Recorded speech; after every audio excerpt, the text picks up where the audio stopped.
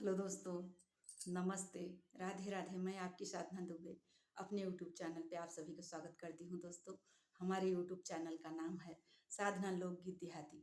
आप लोग उस पे जाइए और उस पे खूब अच्छे अच्छे गीत पढ़ते हैं। अपना प्यार दुलार खूब ढेर सारा दीजिए दोस्तों। और आइए देर न करते हुए, बहुत ही प्यारा इस समय भसुर जी का गीत लेके आई हूँ। लगन खूब चल रहा है, शादी ब्याह का मौसम है दोस्तों, लगन चालू हो गया है। उसी पे मैं एक भसुर जी के लिए गाली गीत लेके आई हूँ। बहुत ही सुंदर है, बहुत ही मज़ेदार भी है। जितने भी भसुर हमारे इस गीत को सुनेंगे सभी के लिए है। बहुत मज़ेदार है, आप लोग सुनेंगे तो हंस हंस के लौटेंगे। और आइए खूब देखिए, खूब आशीर्वाद दीजिए अपनी बहन को। आइए देर न करते हुए गीत को आगे बढ़ाती हूँ। भसुरु हयनि पगलेटवा पगलेटवा, मड़वा में झरी गई पेटवा।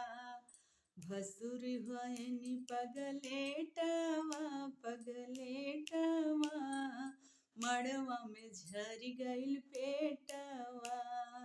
चौके पे झरी गई पेटवा, केतनो खियाई टबलेटवा टबलेटवा, ठीक नहीं होवे उनकर पेटवा। केतनो खियाई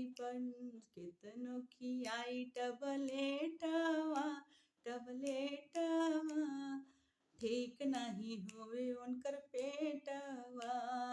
भसुरु हयनि पगलेटवा पगलेटवा, मड़वा में झरी गई पेटवा, मड़वा में झरी गई पेटवा, मड़वा में झरी गई पेटवा। का कही सखी हो भसुरा के कामी, ऐसे ने भसुरा से पटरी न खाई। उत मड़वा में आके नौटंकी कैले बा, उत मड़वा में आके नौटंकी कैले बा, नौटंकी कैले बा।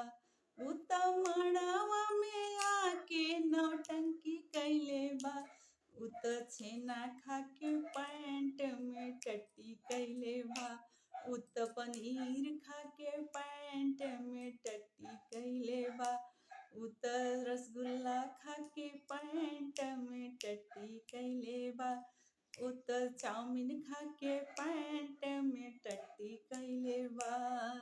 का कहीं सखी हो भसुरा के कामी, का कहीं सखी हो भसुरा के कामी।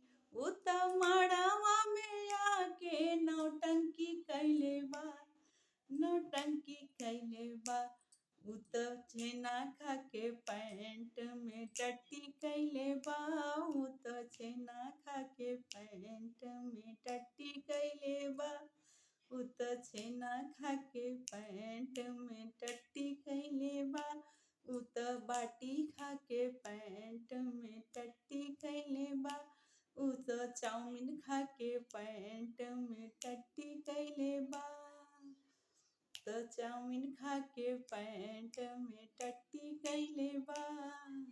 का कहीं भसुरु हयनि पगलेटवा पगलेटवा, केतन खियाई सखी टबलेटवा। भसुरु हयनि पगलेटवा पगलेटवा, उनकर चौके पे झरी गई पेटवा, चौके पे झरी गई पेटवा। केतन खियाई टबलेटवा टबलेटवा, ठीक नहीं होवे उनकर पेटवा, ठीक नहीं होवे उनकर पेटवा। धन्यवाद दोस्तों, यह भसुर जी के लिए गाली गीत है। आप लोग खूब सुनिए, खूब आशीर्वाद दीजिए।